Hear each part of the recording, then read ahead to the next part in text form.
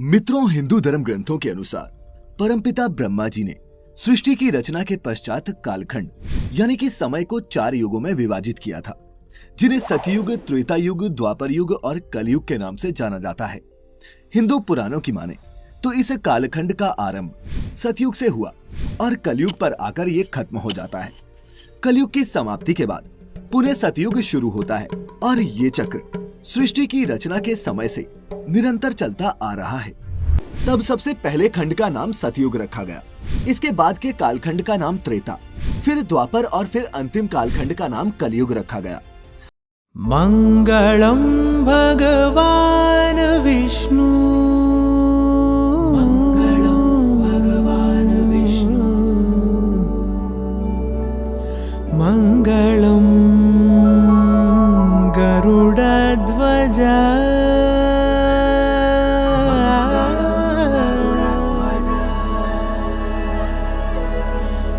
मंगलम पुंडरीकाक्षः,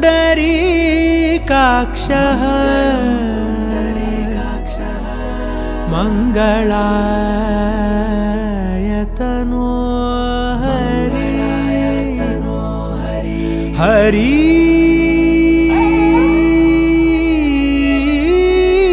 हरि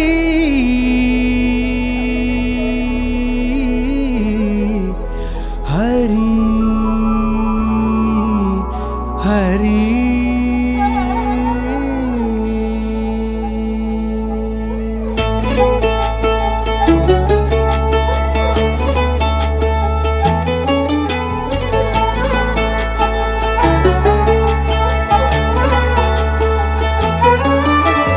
गरुडगमन तव चरणकमलमिह मनसि लसतु मम नित्यम्, गरुडगमन तव चरणकमलमिह मनसि लसतु मम नित्यम्, मनसि लसतु मम नित्यम्। मम तापमपाकुरु देव, मम पापमपाकुरु देव, मम तापमपाकुरु देव, मम पापमपाकुरु देव।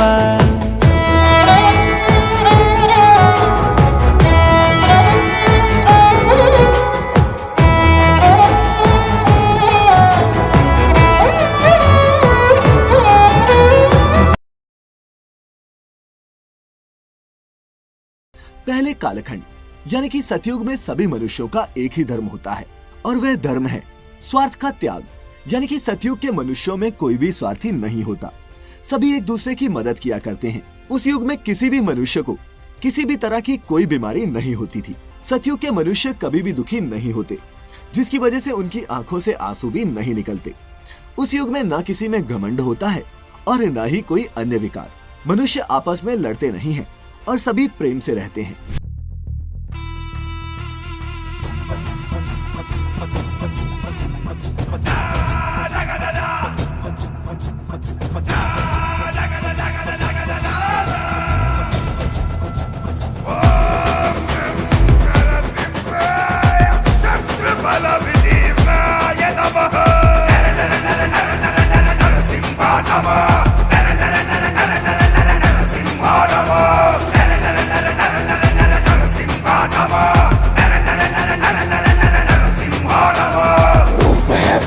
सारे नष्ट हुए दुष्ट जन, सिंह की ये गर्जना से भस्म हुए धूर्त सब। धड़ से होगा सर अलग, टुकड़े होंगे अतड़ियों के। हरि हुए उग्र, हरि हुए रुद्र।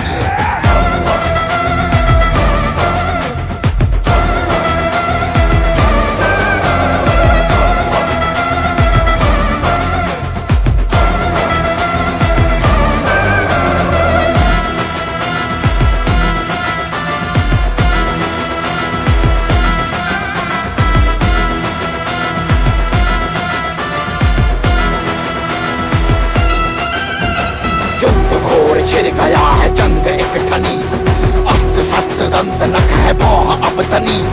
चल पड़े तो मर गए जितने भी असुर थे यहाँ, बह रही धरा पे लाल रक्त की नदी नदी नदी नदी नदी। कालखंड का दूसरा युग त्रेता युग आरंभ होता है। मित्रों, त्रेता युग में मनुष्य अपने कर्तव्यों का पालन तो करते हैं, लेकिन सतयुग के मनुष्यों की अपेक्षा खुद की इंद्रियों पर संयम नहीं रख पाते। इस युग में मनुष्य धीरे धीरे अपनों में सिमटने लगता है, यानी उनके अंदर स्वार्थ पनपने लगता है। वे दूसरों की चुगली करने लगता है। साथ ही इस युग में मनुष्यों में ईर्ष्या की भावना भी जागृत होने लगती है। हालांकि ऐसे मनुष्यों की संख्या काफी कम होती है। इस युग में समाज वर्ण आश्रम यानी कि ब्राह्मण, क्षत्रिय, वैश्य और शूद्र में विभाजित होना शुरू हो जाता है। हालांकि त्रेता युग में सतयुग की अपेक्षा धर्म का लोप होने पर भी इस युग की स्त्रियां अपने धर्म का पालन करती हैं।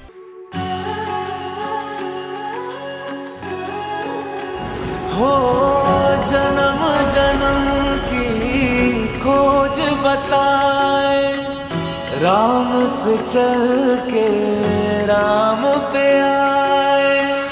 प्रेम कोई हमें और न जाने, राम से रूठे राम से माने। एक है चंदन एक है पानी, राम सिया राम जय जय राम। राम सिया राम जय जय राम। कालखंड के तीसरे युग की शुरुआत होती है, जिसे द्वापर युग के नाम से जाना जाता है। द्वापर युग में मनुष्य अपने कर्तव्यों से दूर होने लगता है, यानी कि वो स्वार्थी होने लगता है। इस युग में भौतिक सुखों की पूर्ति करने के लिए मनुष्य कई तरह के अधर्म करने लगता है और धर्म को त्याग देता है। जैसे जैसे इस युग की कालावधि आगे बढ़ती है, वैसे वैसे मनुष्य काम, क्रोध, लोभ, ईर्ष्या जैसे दुर्गुणों से ग्रसित होने लगता है। इस युग में लोगों की पहचान कर्म से नहीं होती, बल्कि जन्म से की जाती है। अर्थात इस युग में सारी वजह थी कि इस युग में महाभारत जैसा महायुद्ध भी हुआ था।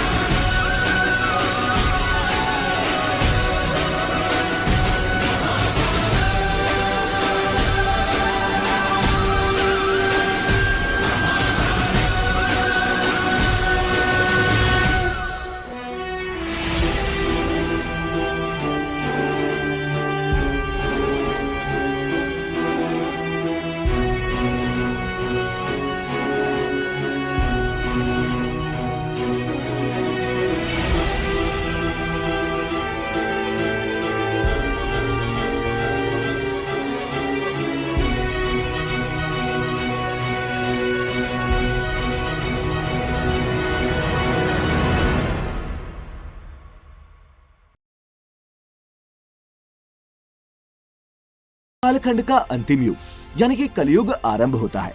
मित्रों, कलयुग के मनुष्य कैसे होते हैं, इसे जानने से पहले आपके लिए ये जानना आवश्यक है कि आखिर युग के हिसाब से मनुष्य में ये परिवर्तन कैसे होते हैं। दरअसल सतयुग में धर्म का आधार 4 पैर पर होता है, जो त्रेता में 3 पैर वाला, द्वापर में 2 पैर वाला और कलयुग में सिर्फ 1 पैर वाला रह जाता है। धर्म के लोप होने के कारण मनुष्यों की प्रवृत्ति में भी बदलाव होने लगता है, जिसकी वजह से मनुष्यों में युग के हिसाब से काम, क्लेश, शरीर रोग तथा द्वंद्व बढ़ने लगता है। इसी अनुपात में वेद शास्त्रों को मनुष्य त्यागने लगता है और अंतिम कालखंड यानी कि जब कलयुग आता है तो कलयुग में मनुष्य माया, असूया और तपस्वियों का वध करने लगते हैं। इस युग में मनुष्य अधार्मिक, अनाचारी, महाक्रोधी और अल्प बुद्धि वाले होते हैं। इस युग में सभी अपने कर्तव्यों से मुंह मोड़ लेते हैं, जैसे कि ब्राह्मण वेद पढ़ना छोड़ देते हैं, क्षत्रिय प्रजा की रक्षा नहीं करती। इस युग में लोग तप और यज्ञ के फल को भी बेच डालते हैं। कलयुग की स्त्री हो या पुरुष, कोई भी अपने धर्म का पालन नहीं करता। लोग एक दूसरे से लड़ने लगते हैं, एक दूसरे की हत्या करने लगते हैं। चारों युगों में कलयुग को वैसे तो सबसे श्रापित युग बताया गया है, लेकिन मित्रों कलयुग की सबसे बड़ी खासियत ये है कि कलयुग में सिर्फ एक दिन किया हुआ धर्म का काम सतयुग में 10 वर्ष, त्रेता में 1 वर्ष और द्वापर में 1 माह किए गए धर्म के बराबर होता है। और इस कलयुग में हरि का नाम मात्र लेने से ही मनुष्यों को मुक्ति मिल जाती है। फिलहाल मित्रों युगों की ये कथा यही समाप्त होती है। पृथ्वी अंबर सप्त समंदर